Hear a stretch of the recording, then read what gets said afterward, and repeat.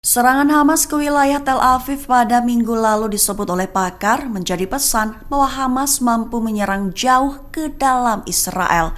Terkini terbukti di mana Hamas telah menyerang wilayah Ashkelon dengan gempuran rudal pada Minggu 8 September 2024. Mengutip radio tentara Israel pada 10 September, pihaknya baru melaporkan jika imbas serangan dari jalur Gaza itu menyebabkan sirine berbunyi di kota Ashkelon tersebut.